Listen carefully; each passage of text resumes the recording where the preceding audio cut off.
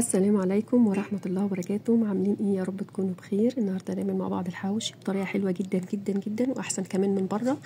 مكونين هقولك عليهم هيخلوا لك الحواوشي في حته تانية خالص، بجد حلو جدا جدا، وكمان عمل كميه معايا وضعف الكميه، والمكونين حلوين خالص خالص، مش هيغيروا طعم الحواوشي خالص. وكمان سلطه الحواوشي هنعملها مع بعض بطريقه حلوه وسهله ان شاء الله باذن الله. نبدا. انا معايا هنا نص كيلو من اللحمه المفرومه، وبصلتين صغيرين، وكم قرن فلفل رومي، وقرن واحد بس شطه، ومعايا كده دهن حوالي اقل من ربع كيلو.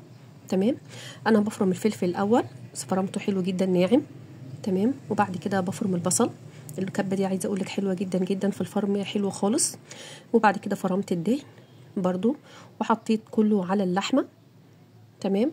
ومعايا هنا كيس من خلطة الحواوشي، حطيت عليها ربع كوباية من المية، دي الطريقة الصحيحة لاستخدامها. وبعد كده بحطها على اللحمة والبصل والفلفل كله على بعضه.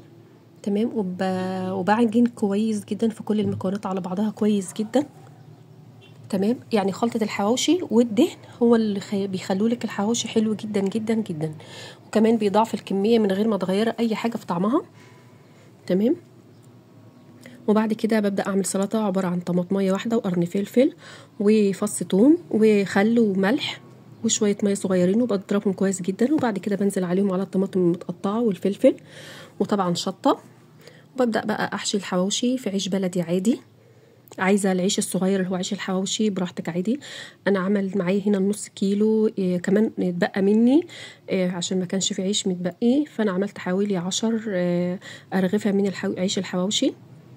يعني نص كيلو ممكن يعمل معاك 12 من لو عيش بلدي. لو عيش الصغير اللي هو عيش الحواوشي ممكن كمان تعملي 15 رغيف.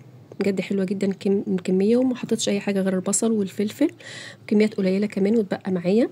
باجي هنا على الجريلا وبدهنها زيت، وببدا اقلبهم على الجنبين، وبيطلع معايا بالمنظر اللي انت شايفاه ده. بجد حلو جدا جدا وطعمه هايل، والسلطه بجد تحفه مشطشطه مع الحواوشي، واحسن كمان من بره انك تشتري من بره. بتشحي اي حاجه مضمونه دلوقتي.